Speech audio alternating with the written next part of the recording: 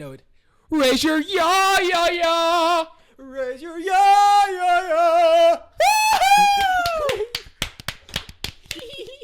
Right finger. No, longer. Raise your right finger. Oh my God. That's incredible. Yeah. We've lost your minds. Yeah, it's getting to that All point, right, dude. all right. So you got to sneak in the word booty cheeks into this. All right, welcome back to the Boomer Backfield podcast. Thanks for joining us. And we're going to talk a little bit about some OU sports and the college football playoffs today. And we are going to get into your comments. So we're always excited to get into those. We do have a little bit of a new setup today. Y'all can see our whole faces, huh? Yeah. You guys it's probably didn't know nice. what this side of my face looked like. Yeah. Honestly, yeah, you probably didn't. Yeah. But anyways, my name is Spencer. I'm Kylan. And I'm Colby. And let's go ahead and get into our first bit of OU news. Obviously, here in January, the news is not centered around a game. Yeah. But we do have some new transfers coming in. Ooh. And some guys that are announcing that they are coming back next year. So, obviously, some important information there. Yeah. The first little announcement we got was just a few days ago. We found out that Marvin Jones Jr. from Florida State, he was also at Georgia. Ooh. Defensive edge, 6'5", 255 pounds. He has committed to Oklahoma. Wow. I obviously think this could be a really big deal. Yeah. Yeah. I think he was a 5-star coming out of high school. Yeah. So, I mean, this kid is loaded with potential for sure. But from what I've heard, there's some things that we're gonna bring out the talent a little bit. Yeah. I'm gonna read some Facebook comments, or I guess Instagram comments. Mm-hmm. And then we can start a little bit of talk about Marvin Jones Jr. Yeah. So BJ2 Fried on Instagram said, Solid username, buddy, by the way. as a dog fan, he is not good. LMAO. Crying emoji, skull emoji. User 1659, and the number gets longer. An easy sign you have a culture problem when you take guys like this. So, seems like there's some dislike at Florida State and Georgia. Yeah. But my thing that I'm going to say before I open it up is I don't think that Chavis and Bates are the kind of guy that you go in and act up under.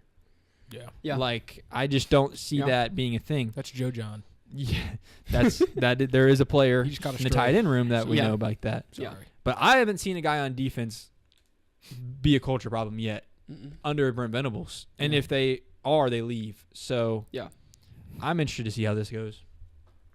Yeah, I think the comments, the only thing I think about is the comments are interesting because a lot of Georgia and FSU fans were like, BJ2 Fried.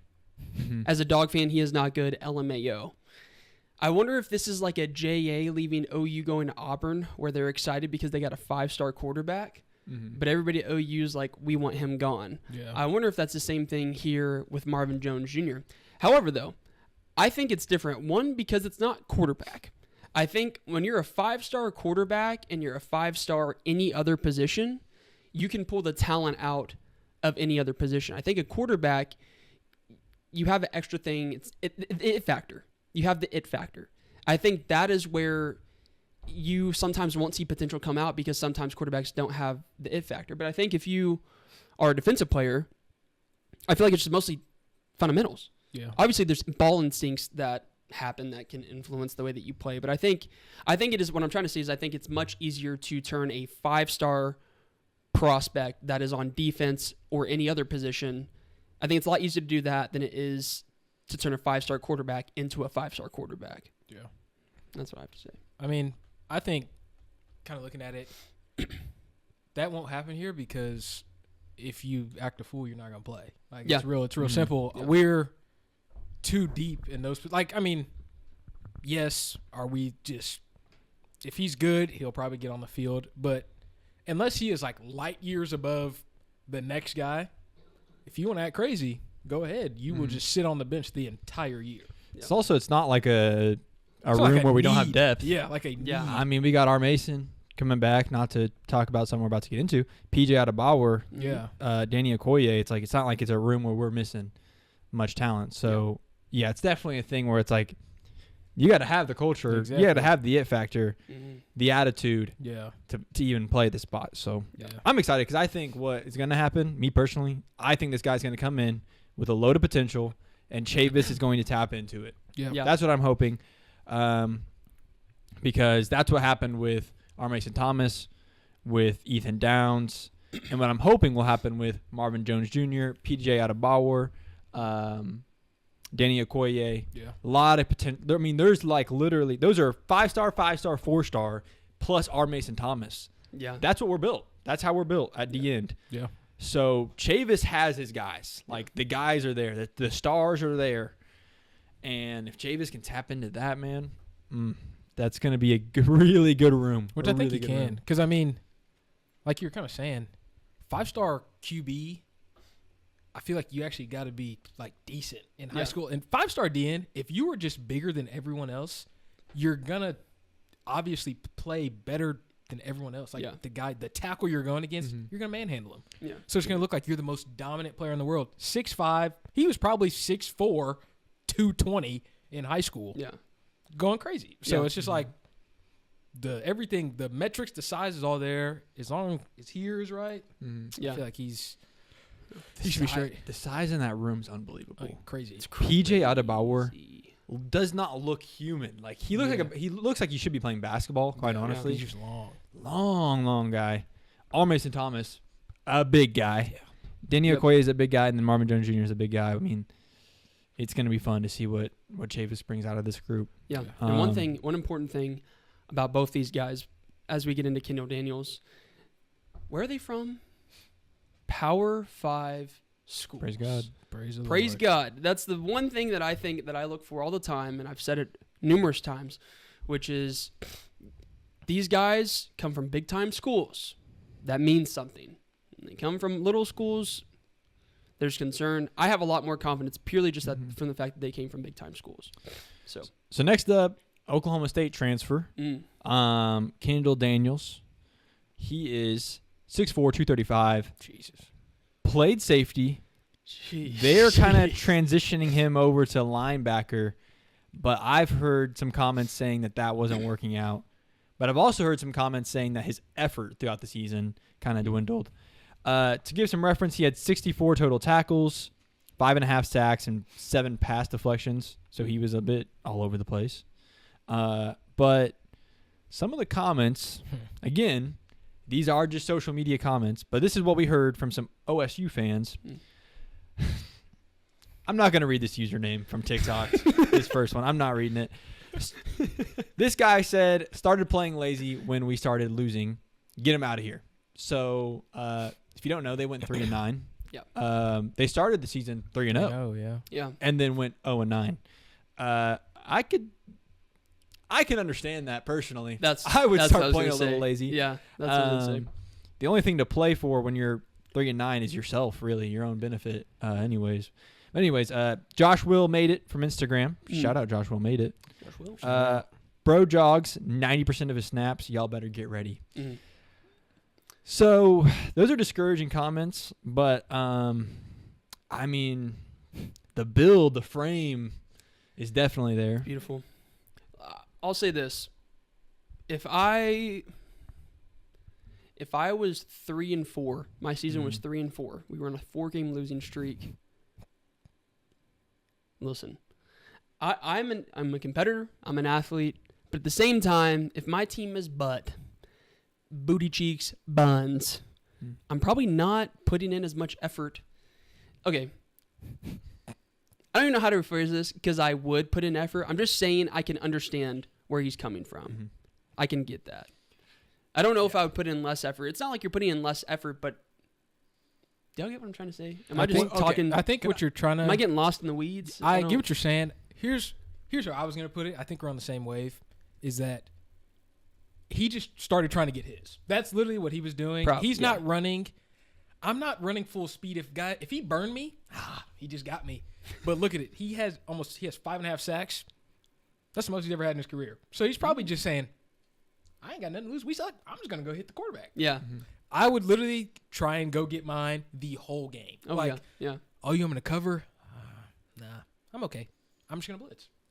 Like I don't think.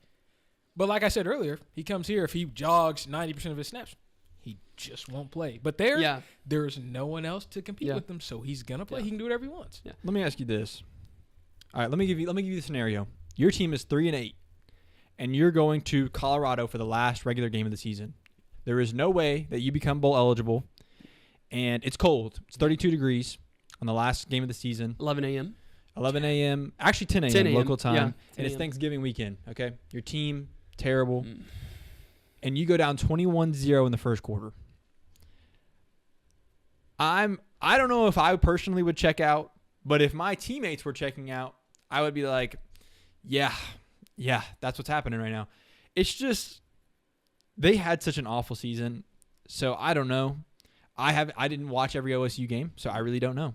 But I hope that Brent Venables saw something in Kendall Daniels and is going to fill some kind of role with it. And I really think my main takeaway here is put him under Brent Venables or Brandon Hall at safety, whatever they're going to use him as. Yeah. And I think they'll hopefully do something with him. Yeah. There has been already a failure with Desan McCullough. He was a transfer into that cheetah position, which is kind of what we're thinking Kendall Daniels will be. And he kind of panned out to, I mean, obviously injuries were a big thing, but didn't pan out. Obviously transferred out. So hopefully we do a little bit better with this transfer. But I think we will. I understand the jogging. Yeah. Not that it's completely okay, Permissible. but I don't think that's going to happen under Brent Venables. That's my thing. That's my main takeaway. I don't think jogging is going to happen under Brent Venables, under Jay Valai, under Brandon Hall, under Chavis Bates. That's just not a staff that you can just go out there and jog under. So. Plus, you're allowing, like, if he's jogging, that's on Gundy. You're putting him on the field. You're either creating it or jogging, allowing it. So take him off the field. I bet you'll stop jogging. But if you put him out there, snap it, and I would do it. If I knew I didn't have to go 100% and we suck,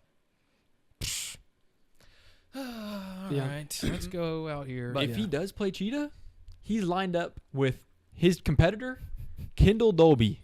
And Kendall Dolby ain't jogging. Kendall Dolby ain't jogging. Kendall Dolby has never jogged in his life. No. So, yeah. He sprints through the water. That's what we call, Brent Venables would call competitive depth. Yeah. Where you have the two guys at the same position, motivating each other. Could you at the imagine same spot. Kendall Daniels at safety coming down to hit you? Could you? That's 6'4", 235. Paired with Peyton Bowen. Like Kendall Dolby at the cheetah. That is insane. Marvin Jones Jr. on the edge. We should have got him out of high school. I remember him because I was like, where is gross. Beggs, Oklahoma? Just some small school in Oklahoma, and he just, I know we offered him, I'm pretty sure, but he just didn't commit. Went to OSU, and I was like, what are you doing? And then turned out to be a dog. Yeah. 71 tackles, 105 and 64. Praise God. So on top of these guys getting added to the defense, you also get R. Mason Thomas returning. He led the team in sacks with 9 sacks. Wow. The second most on the team was 5 with Grayson Halton. So R. Mason Thomas was like light years ahead when it comes to sacks. And then you also get back Robert Spears Jennings, who I think led the team or was second place in the team for tackles, right behind Danny Stutzman. Jeez. So you had Danny Stutzman with 110, RSJ was 66, Kip Lewis was 63. Wow. So RSJ was, a consistent. He was there. His stats don't pop out because he was just consistent. Yeah. But yeah, 66 tackles on the year. That's a pop out. Great football. Right there. Yeah. So these are Great two. football. Those are two huge returners. Yeah. Robert Spears Jennings was having a Billy Bowman season just without the picks. The same tackles. Yeah. Billy Bowman had 55. RSJ had 66. Billy just had the picks. So, this is a big return. These are two big returns. Yeah. And this defense, man, goodness gracious. It's looking really good. It's looking really good. It's looking like a top 5 defense. Yeah. It's looking like a top 5 defense. Wow. Can we sustain it? Yeah. Maybe. That's our problem every single year. But I hope. Maybe. I hope. I really hope. I don't know. But I would love to see this on the other side of the ball if we could get some dogs over there. But dude, I'm telling you, listen, the defense is looking top 5. Let's say it is. let's say these O linemen that we're getting are raw. Or something. Who knows? I know. You know, we talked about after the Navy game. We were like, you know what? This is really scary for next year. Maybe the Navy game actually is completely different from what we will be seeing. You know? Zach Alley was probably already checked out before the Navy game. Maybe that's why he slacked off a little bit. That's why Navy probably should have put up 42 against us. Yeah. I don't know. I'm just saying there might be a lot more optimism than most think, including myself a few weeks ago. Because this defense looks insane. One thing I like about all these players returning is in the comments, Dion and Michael Hawkins and all these guys are commenting on those posts saying, like, we're going to do it the right way. Like, yes, sir, we're doing it the right way. Yeah. I don't know why. I love that. I love the just the positivity. Yeah. To create one thing, and this is stolen from Dabo over at Clemson, Brent Venables, everywhere we travel, brings just a little sign that says believe. Yeah. Everywhere we go, believe. And that's one thing that is really tough to do when you are coming off a 6-7 season, is to just literally just to believe. Yeah. Like, to believe that it's going to work. Yeah. And so just to see those other guys like Dion and Michael Hawkins going in there and saying, like, we're doing it the right way. Yes, sir. Let's get at it. Yeah. Just seeing belief is a good thing. Yeah. It's a positive thing for us. Yeah. I think BV is doing a really good job of keeping the guys inside the house. What I mean by that is that it's very easy for the players to get discouraged on social media, seeing comments and some of our reels, honestly. Not that they probably care, but it seems like BV's doing a really good job of keeping the culture positive. Yeah. And it's showing on social media with these players, which is just great. That's what you want. Yeah. So awesome stuff. So yeah, a lot of key, I guess you could call them additions in the portal and returners. Yeah. It's gonna be interesting to see what the roster looks like in August. Hopefully, I'm hearing there's still a couple more twists and turns along the way, so we'll see. Yeah. We'll see how it goes. Mm-hmm. Next up, we're gonna switch gears, go into a little bit of OU hoops. Ooh. Shout out. 13-0 going to Tuscaloosa and met their match out in Alabama. It was a rough game. Yeah. It was just a rough game Not pretty. for the Sooners. Bad And the main takeaway, I think, from the game was the rebounds. So Alabama has 3 guys over 6'11". Jeez. We do not have one guy over 6'11" that plays. And so the rebounds went like this. Alabama 51, OU 26. Can't win games like that. Yeah. And that's honestly just, I don't even know if that's technique. I think it's just size. I don't even know if there's anything you can do about that. If there's somebody like really, you like just could. what can you do about that? Nothing. Yeah. I mean, we put up I think 79, 80. Mm-hmm. So offense played pretty good. Like if you put up 80 against Bama at their place, that's a pretty good game. I mean, considering 2 years ago we're barely putting up 60 against, Sam Houston State. So, or was that last year? Remember that home game we lost to Sam Houston State? Yeah. Beginning of 2 years ago. Anyways, but yeah, I'm just saying. I think that is something that you literally cannot control. For like sure. how are you supposed to do that? So yeah, the offensive numbers were really similar. Like the Yeah. field goal percentage, 3-point percentage, turnovers were really similar. It's just that rebound category. When you're beat literally by double, it's just almost impossible to you win can't a win a game game that way. like that. No. You cannot win a game. What's like that. interesting is we've already played a team with 2 really tall 7-footers, Michigan, yeah. Michigan. and it did not go the same way. It was a totally different story. We only were out rebounded by like 5 rebounds, and obviously got kind of saved there at the end of the game with Jeremiah Fears making the 3-point and having a 30-point game in general. Yep. But interesting that we were able to find a way there to get rebounds. So I'm interested to see, with Texas A&M also being statistically a really good rebounding team, I'm interested to see in this game versus Texas A&M, will Porter Moser find a way to have undersized guys get rebounds? That's the key. Because we are, no matter what, we are an undersized team. That's just how it is, especially in this SEC. can he get our guys to get rebounds in some way?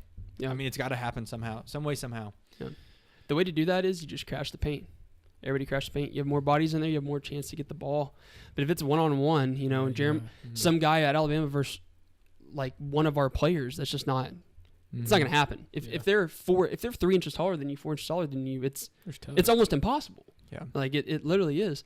So yeah. I think that's where, like, honestly, like kind of more of like a grit, like mindset, like you just like have to get it done. Honestly, like, because there's nothing you can literally do to change how tall they are and how tall you are, because you're just how it is. So it's kind of a want thing. I feel like who wants it more? If you want to get this ball or I want to get this ball, I mean, it's kind of how it's going to play out. But yeah. I mean, obviously A&M tonight. We'll see how that goes. But it's a tough one. We're 3.5-point dogs. Jeez, at home.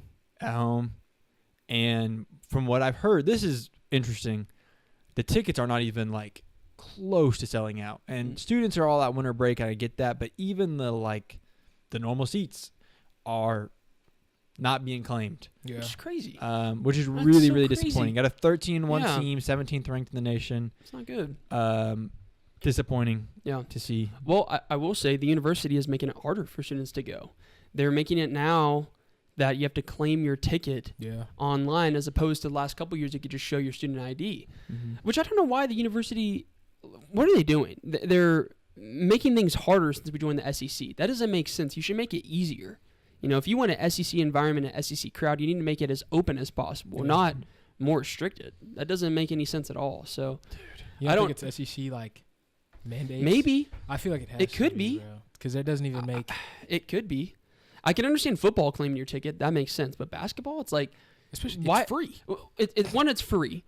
Two, it's historically we do not fill LNC at all. Yeah. And if you want to make a home environment that's daunting to play in, you got to pack the LNC. Yeah. And you can't do that if you're making people claim their ticket. It just doesn't make any sense on the administration part of making it harder for students to come to a game that they've proven they already really don't want to go to. Yeah. So I don't know. Hopefully the administration can do something about that. Maybe it is an SEC rule. But if you want to make a daunting environment, you have to make it easy to come to the games, and they're just not. I don't know. I hope. Yeah. I'm really hoping on this team to make March Madness this year. Yeah. I have a lot of hope in this team because it's been a tough first 3 years. I mean, Porter has faced battle after battle, gauntlet after gauntlet. Yes. Transfer after transfer. Yeah. Every year he's making a brand new team and putting them up against the best of the best, Kansas, Kentucky, and I'm just hoping that just 1 year he can get through here and get through to the big dance. Yeah. So and I will say this about Porter. There is a big difference between Porter Moser struggling in his first 3 years and Brent Venables struggling in his first 3 years. Because I can tell you right now, BV has every resource under the sun for football. Porter does not.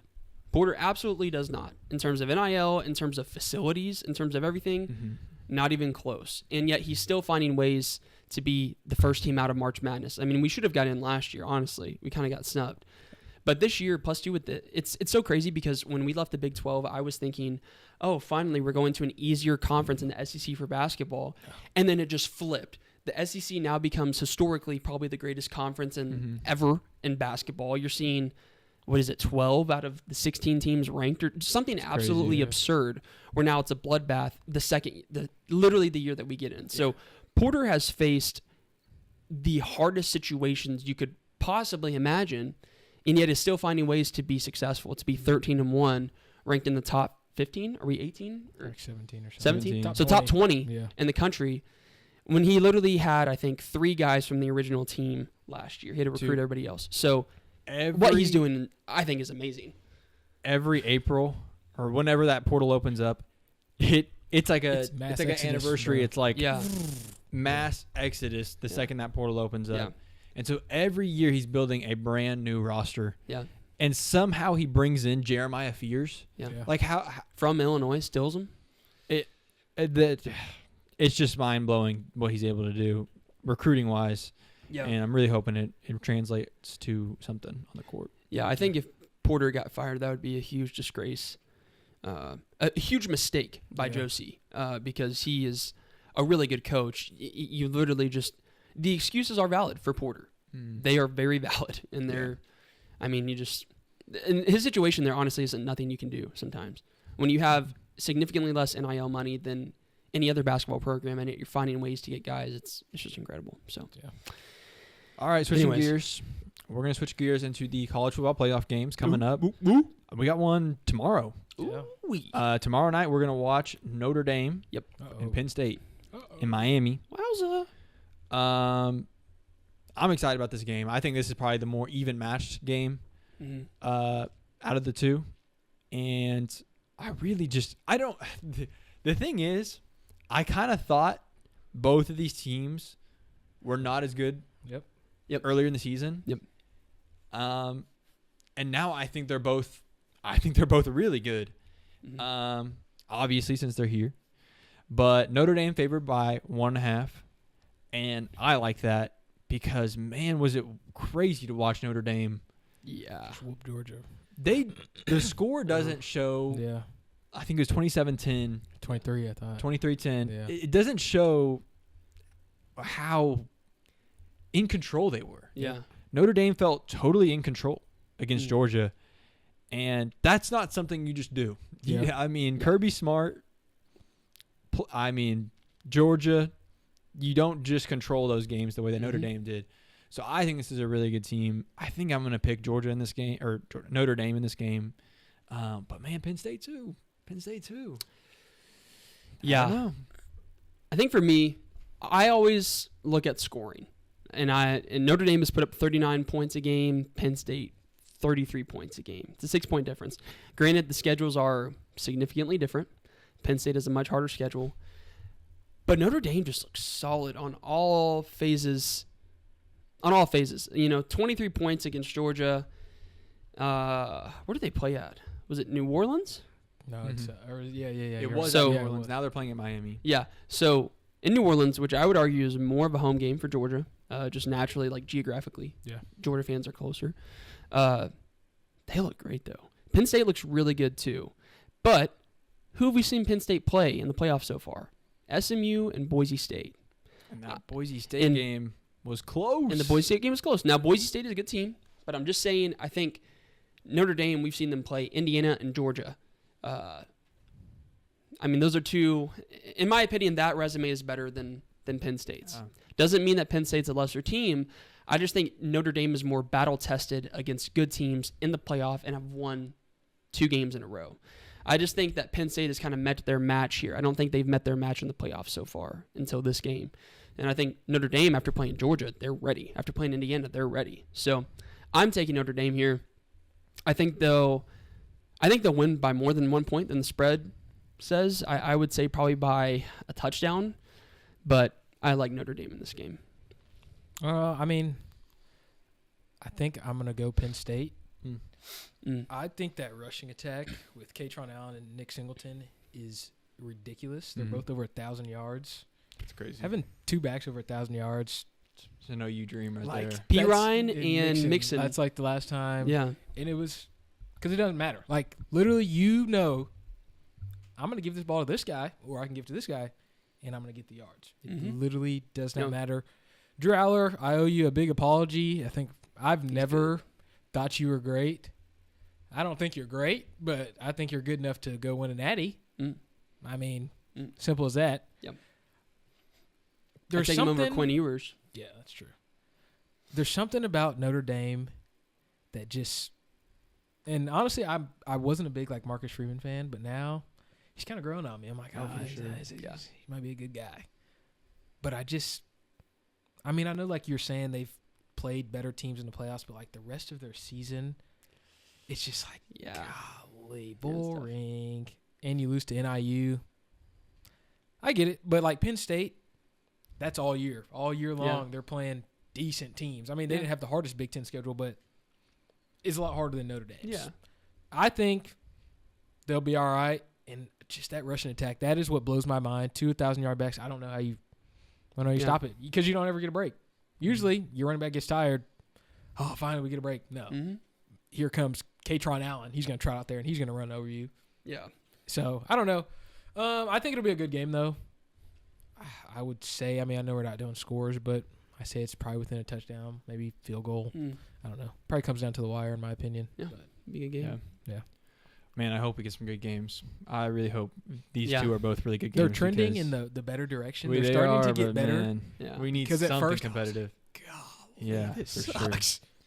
Yeah. I don't know. We'll see. Ohio State and Texas. This one's in Arlington. Ooh. Arlington, Texas. I mean, this is a home game at the Cotton Bowl for Texas. Yep. Ohio State, though, despite the location, 5.5 point favorites. ESPN matchup predictor has Texas. What's going on? ESPN, the matchup predictor. I'm trusting Vegas over the ESPN matchup predictor. What I'll say, I mean, the obvious thing here is that Ohio State whooped Oregon in the Rose Bowl, and Texas barely survived Arizona State. Yeah. So that's, I mean, obviously the big takeaway is Texas didn't look great against an all right team, but I don't think I think people are overlooking Texas just a little bit. This is still an extremely talented team, really good on both sides of the ball, really good O-line, really good D-line. Yeah. Quinn Ewers is a really good quarterback. Yeah. I think Arch Manning is going to be better, but Great running backs, great receivers. So Texas is not to be overlooked. That being said, I have had Ohio State for so long. I really think Ohio State is just uber talented. Jeremiah Smith, obviously a really good receiver. Unbelievable. But the thing is, he's not even close to the only one. Yeah. There are probably 3 other receivers on that roster right now that are going to the NFL. Yep. And you also have 2 running backs that are probably going to the NFL on that roster. It's crazy. And the defense, same dang thing. You got NFL all over the place. Yeah. So I just think the talent is just too good here. And man, is this like Ryan Day's saving grace? Because I mean, literally 3 weeks ago, we were talking about Ryan Day getting fired after losing to Michigan for a 4th straight year. And now we're saying, man, Ohio State's easily the favorite for the national title. Yeah. It's crazy. So he's very grateful for this whole run that they're on. But I think Ryan Day will coach this game well, use the talent that he has, spread everything out, use those talented guys at receiver and win this game. Yeah. I'm going to keep it short and sweet, but I think the Rose Bowl was more of an away game for Ohio State than Oregon. Because Oregon's closer. I think it's, I didn't see the stadium wholly, but I think there'd be more Oregon fans there just naturally. I think Ohio State is incredible, and I think that they're going to win it all. And it is in Arlington. Texas is a good team, but I think Ohio State is just so much better. If Ohio State plays Arizona State, what's the score? I don't think they go into double OT with Arizona State. I just don't think they do. Yeah. Maybe Texas was off. I mean, they missed a couple field goals, crucial field goals, but you can always do these hypothetical what if that. But Ohio State looks great, and I just don't think that. I think people are underestimating Texas, but I think people are also underestimating what Ohio State can do to them, and probably will do to them. So I'm taking Ohio State. Yeah, I'll piggyback off of what you said. I mean, you asked us 2 weeks ago if you think Oregon's better than Texas, and I think most of us are going to be like, oh, yeah, absolutely. Yeah. And then you just saw what happened. They literally got spanked. Yeah. It wasn't even close. It was never close. I don't even know what happened. It just was literally a bloodbath. They put 34 points in the first in half. the first half. Yeah. And I don't know if y'all saw that, Ryan Day speech before they went out. He was losing his mind. He's just cherry red, just going nuts. And I was like, I've never seen him. He's usually on the sideline. He's just kind of chilling in his little coat, looking off into space. I don't know what's going on. But to see him fired up, I was like, oh, something's different in that locker room. I don't know what it is. Yeah. But a whooping is being prepared. It's being cooked up in this little pot right here. It's getting stirred up every week, and they're ready. A whooping pot. A whooping pot. Shout out my mom. She used to stir that whooping pot too. But Texas, they're good. I don't want to slight any Texas and say oh, they're trash. Blah blah blah. I know they're good. They're just not better than Ohio State. I hope that Yeah. I hope that becomes a clip. So you guys are gonna be like, there's gonna be like an edit. Yeah. They're just not better than Ohio State, and it's just them running up the score. But I don't think that will happen. You got almost another 925 and 924 yards for Quinshon Judkins and Travion Henderson. The running attack. Cam Scatterbo played out of his mind and literally put that team on his back last week, and it gave Texas fits. Yeah. So And that's just one. That's one. That's one guy. One guy. And Arizona State honestly blew that game multiple times. Ohio State's not, oh, well, they lost to Michigan. Texas beat Michigan. Yeah. Come on, guys. Let's be serious. Well, let's look at it, too. Arizona State's quarterback, I think, was a freshman or sophomore. Like a redshirt freshman or something. Yeah. He's young. Will Howard is a fifth-year senior. Yeah. Arizona State does not have the receivers Ohio State has. And, yes, I think Cam Scatterbo is the best running back in the country, second to Ashton Genty. Yeah. But there's only one Cam Scatterbo. There's not a 2 running back on the team that's any good. It's him. It's him. It's literally just him. So you have There's only one. There's only there's one. only only one. one. There's literally only one. But if you have 2 running, I just think Ohio State just has it in the bag. Yeah. Yeah, Just doesn't- I agree. If little point to point out, if Ohio State goes, and like you say, Penn State goes, we've already seen that game. We've already seen that game in Happy Valley. 2013. Man, it would be if Penn State goes to the national championship and plays Ohio State. It's hard to see a world where they win that game after what we've already seen. And I think we should mention that it would be 2 Big Ten teams Yeah, in the national championship. Is the Big Ten better than the SEC? at the top for sure. Might be. Yeah. Yes. This year, At yes. the top for sure. Absolutely. We are going to transition Uh-oh. It's time. into Oh. our Huh? favorite segment, comment on comments. Yeah. What? And we have a few comments that you guys have posted Mm. from social media. And we're going to dig into them and break them down. What? So we're going to start with a post that we posted about the DC job hunt. So we posted a graphic showing the top defensive coordinator targets for Oklahoma. We have really the biggest targets right now are an inside hire, obviously, Yep. an SMU defensive coordinator, Yep. the Arkansas defensive coordinator, and the Ole Miss defensive coordinator / DB coach. Those were some that we kind of listed out. And Terry S. from Facebook responded Terry? and said, the defensive coordinator needs to be young and passionate and know the SEC, so not the SMU defensive coordinator. I really agree with this because I just feel like the SEC is a whole different thing. It's one thing that I worry about with Ben Arbuckle and John Matsier is you're playing in the two-pack. Two-pack. You're playing Two-pack. Oregon State is your only conference opponent. Yeah. That concerns me, and I really like the idea of a defensive coordinator that knows what it's like to go 8 weeks in a season against really, really good offenses, really, really good O-lines. So I totally agree with Terry on that point. Yeah. I don't even know if I have much to say more to add on to you. I think it is important that the DC comes from the SEC. I think that's important. It's different here. Definitely a lot harder than the ACC. So, not that, and hear me out. I mean, Zach Alley came from Jacksonville State. So, we can't completely diminish any OC from where they come from. But I think mostly what I agree with is the young and passionate. I think that if you're talented, you'll learn how to play defense in the SEC, just like Zach Alley did. But I do like the idea of a young defensive coordinator. I think there's just the new style of playing defense. I don't know if an older coach just has that in his playbook. Yeah. You know, Ted Roof, for example. It's a prime example. I think, like you said, I agree with you on the young and passionate part. BV is going to be there to help you out. Like, if you don't, obviously, that's why I don't think knowing the SEC is as big of a deal. Yeah. Obviously, yes, you would want somebody, but why not go get, BV technically really didn't know the SEC coming into it, and our defense have played. Defense is, if you can create a crazy defense, it's just going to be effective. It's just one of those things. It's not like I just feel like it's a whole different thing than offense. Yeah.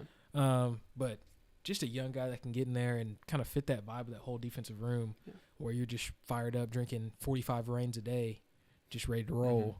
That's what you need because you don't want to be the odd man out where you're just like Todd Bates and Miguel Chavis are yelling and you're the donkey, that donkey meme, the Shrek donkey just sitting there. It's Todd Bates and Miguel Chavis are headbanging their reins on their head. And just whatever. Bleeding.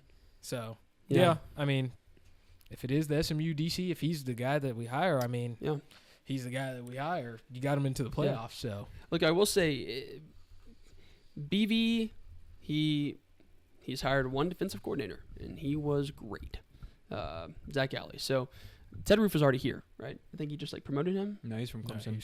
He was from Clemson? Okay, well, it's all right. Never mind. He's 1 for 2. It's 1 fine. for 2. I don't know. I think I trust his judgment. I trust BV's judgment. I think it'll be fine here. Yeah. So next up from Facebook as well, Eric M. If they go with someone already on staff, it should be Chavis or Bates.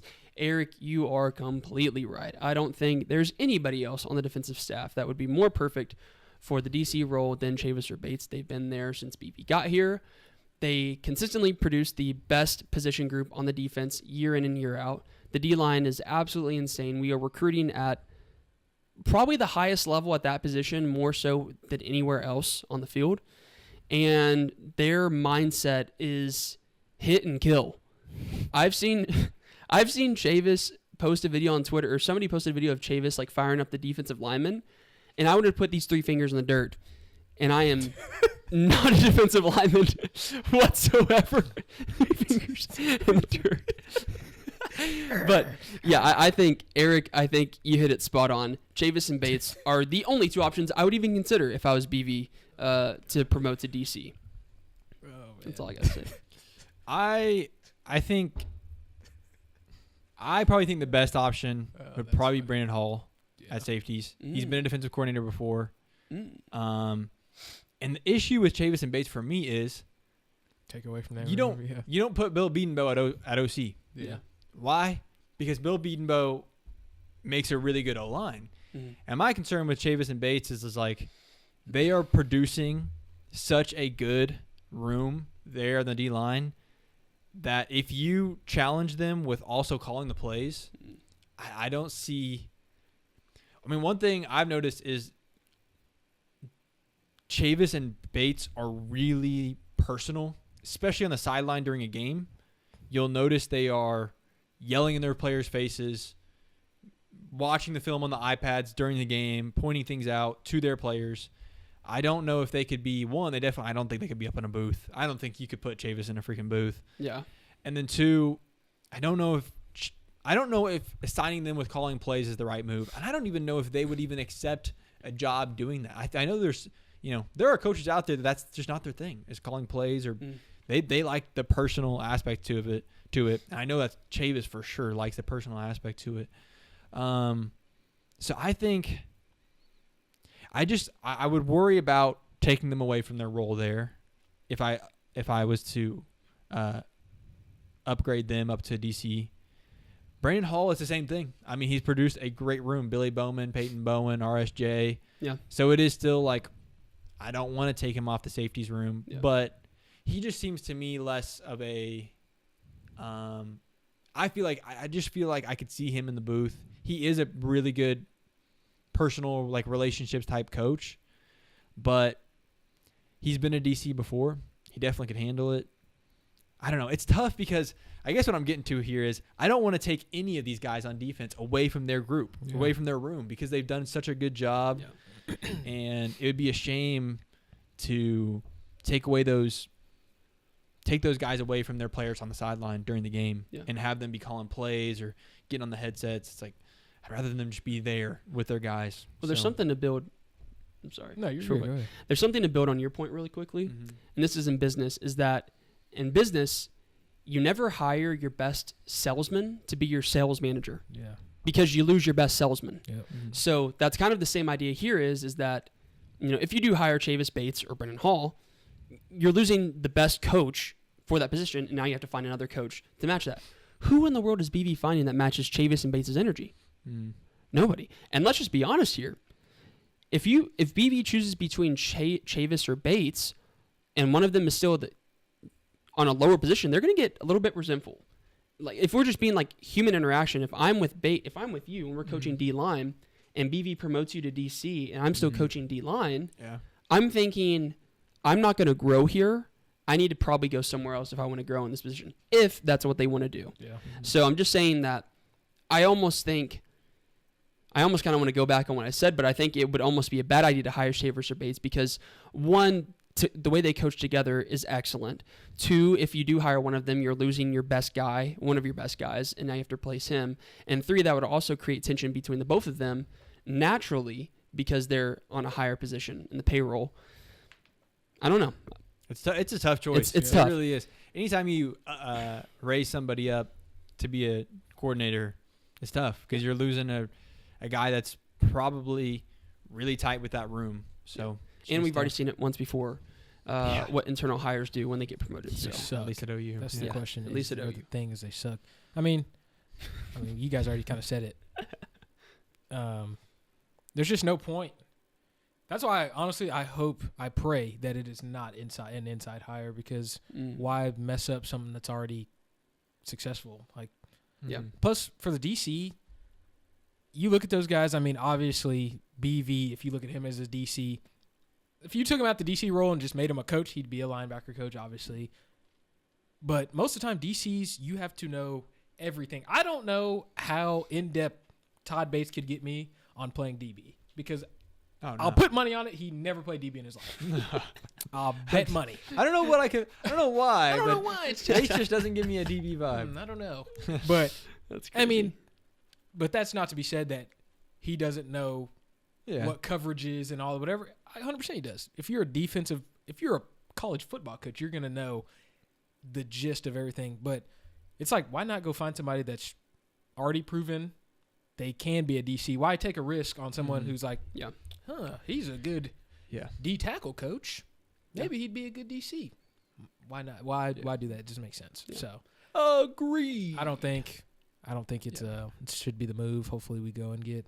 There's some talk of Jim Knowles from Ohio State. Man, wouldn't that be nice? Boy, oh boy. Could you imagine? Yeah. My crystal ball on this is I think it's almost guaranteed it's an outside hire because if it were an inside hire, BV would have handled it. We would already know. I feel like we'd already know. And Ohio State. Because I think Brent Venables would have very quickly chosen Brandon Hall, and it would already be known. Yeah. Another thing is if they were going to go with Chavis, Bates, Brandon Hall, why would they not do it last year when we were looking for a DC? Like, why would Zach Alley leaving create such a sense of urgency that you need to find a new one? Like, I think they're going to try to take this thing slow and find the right fit instead of being overly anxious and urgent about it and go get somebody. Yeah. They're going to try to go get somebody that they need. And nothing bad is coming at. Like, we're getting recruits and, like, people are coming back without a DC, so it's like, well, I can take absolutely. You can take your sweet time because all these guys are locked in. Yeah. They know. They That's trust. a big deal, man. That's a huge deal. That's a lot of trust. If you're losing a transfer every week that he's gone, you need to hurry it up. Exactly. But we don't have to do that, so. Yeah.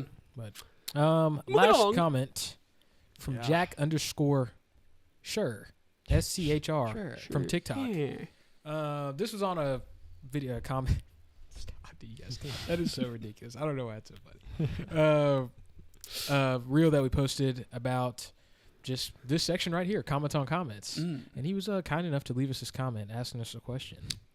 And it says, why is the O-line not more of a concern? Yeah. Our transfers we picked up last year were atrocious. Yeah. All we did was pick up 2 transfer O-linemen, and we have no clue if they will be good. Not highly ranked. I understand Fasusi and Ryan Foge, I think it's Foge, are coming in, but they are freshmen, and our O-line was one of the worst in the country last year. The line will hold this team back. Jack, I can't disagree with you in the slightest because you are right, and we made fun of Derek Simmons from West Carolina, the O-lineman that committed, and we made fun of the Stanford guy because you don't. O-linemen are the hardest thing to get out of the portal and be like, oh, unless you know he didn't give up a sack, he didn't do this and this. But, I mean, what am I looking at? I can't go on ESPN and say, mean, it's just Yeah. not going to show. It's going to show me how many games he played in. Yeah. Mhm. So I think this is what we should be focused on 100% Mm-hmm. because, we got John Mateer. If John Mateer is running for his life because every D lineman in the SEC is running after him, chasing him like this, like a zombie, he's good. There's no way he's going to be good. Like That that's was literally crazy. That's dude, there's a cartoon where somebody's doing that, and I just don't know what it is. Is it? I don't know. It might be in Phineas and Ferb. I don't know. Anyway, but still, like, you have to have somebody, or else, and I think we said it before, he's going to be in the same situation as Jackson Arnold and every Yeah. other OU quarterback because he's going to be running, scrambling. That's a deciding factor this year. Yeah. Is the O-line good? If the O-line is good, we're going to be raw. We're going to be so gross. We got Mateer. We got our running backs. We got some good receivers coming in. Our defense looks incredible. If our O-line is decent, we're going to be disgusting. That's the reason why we suck so much this year. Huh? Run it back. He said what we said last We've been year. talking Yeah. about this since the first podcast, Yeah, man. I know, dude. Can we get the Gosh. O-line Can we get the O-line right? Yeah. If we can. It's kind of Yeah. crazy how everybody talks about the trenches run the team. And they did. If you have good people in the trenches on both sides of the ball, you're going to tear it up. And when you don't, the consequences are devastating. So if our O-line can figure it out, we might be seeing a very good season from OU. I think Very shocking season. Yeah. I think my only comment on this is I think the transfer portal, NIL, has had no bigger impact than on the O-line position group in college football. And the main reason why is, and I think Bill Beatonbow would agree with me on this and college football experts, but this is just my opinion, but I feel like O-line is one of those positions where being at a school for 2, 3, 4 years and developing with the same school and the same coach and the same teammates is most important, more than any other position group on the field. Maybe there's some others, but Yeah. that's just what I would think. Yeah. And I feel like when you look at schools like Texas, Ohio State with these great O lines, obviously these playoff teams that are being really successful, it's usually, I feel like it's not really a huge thing where they got the best transfer portal O lineman. It's usually like, Michigan is the greatest example. Michigan literally just gets guys out of high school and develops these O linemen to be Great. Mm-hmm. to be great. And I think, unfortunately, like the lack of retention that we have in the O-line, at least in the past few years, is probably what really hurt us. And we're trying to scramble back through the portal, which is the worst thing you can do. Because on O-line, the best thing you could do is slowly build up. Yeah. And then as your players slowly leave for the draft, you're slowly still building up. But we had a year where it just dropped off. Yeah. Where we had transfers and 2 guys go to the draft and all this stuff. And that one off season is just going to hurt us for a long time unless we are really starting to develop like Fasusi, Foje, those guys in the long term. That will hopefully help us recover. But man, it's tough. It's tougher than ever to build up an O-line. Tougher than ever. Yeah. Yeah. It really is. I think it's kind of like that when you play that team. They've been playing together since like pre-K, like those small schools, and then they play all the way through high school. I've never seen a team that's bad. That if they played together since they're like 4, because they have such great team chemistry. If you look at good O-lines, when their graphic pops up, it's usually like senior. You might get a junior in there, senior. Mm-hmm. That's the best case scenario. If you can just graduate a whole class and they all go to the league, and then you just, hey, here comes my new guys, and they're going to graduate and just keep it going over and over and over. Right now, we're running out red shirt freshman, super senior, Probably freshman Fasusi. and it's just Yeah. what do you got? This guy, your left tackle, has never played a game of college football in his life. This guy's been to 7 schools and he's played 3 snaps total, and they don't know what to do. They don't even know each other. They don't even know each other's probably middle name, so it's probably like, oh, that's Dude, that's where those things like that Dylan Gabriel did yeah. were so important, and that Jackson Arnold didn't do. Yeah. Is those retreats and you go make some burgers at the lake or something. It's cheesy, but it's like Giovanni, bro. Right there. it's cheesy, but it's important. Yeah. Because especially if you're gonna have Michael Fasusi coming out of high school and then Luke from Stanford. I forget his last name. Yeah. And then this guy's coming from Western Carolina. Western Carolina. Yeah. Gotta have. What would you call that? Chemistry. Synergy, chemistry, all that. Yeah. Gotta have Chemistry. that. Those O linemen. I can't even blame them sometimes when they would just give it like on purpose sacks. Yeah. Could you imagine your quarterback don't even care about you, but you were just grinding, getting beat up play after play after play, and bro don't even take care of you. That's why I think, like, when you see at Christmas and they get them all these nice whatever, they're doing that for a good reason. Yeah. Because they know at one point they can say, hut, and everybody just lay down. Here it comes. You got 4 guys running straight at you. So there just has to be that type of chemistry between you and everyone else in the backfield. Yeah. And if we can get that, please, Lord. Please, Lord. Please, Lord. We might be all right. Praise God. Well, that pretty much wraps up today's podcast. Once again, football season is kind of getting a little cold. So, that being said, like always, thank you for watching. Be sure to like and subscribe and follow us anywhere on any social media because we literally are everywhere where you listen to podcasts. We're on iHeartRadio. We're on Literally. probably Freedom Network. Is that even a thing? Cassettes. I don't know. Something. Cassettes. Audiobooks. That's probably where we're not at. But anyways, stay tuned. We do have some interesting stuff coming along. I know I've been saying that for a few weeks now, but it is happening. So just be patient. Please. But we're stoked. We're excited. And hopefully, come Saturday, we'll obviously talk about the college football playoff, but maybe we'll have some new recruits or some new news. So that'd be sweet. But anyways, thanks for watching. We appreciate you and have a great day. Peace. Peace pod. Hey.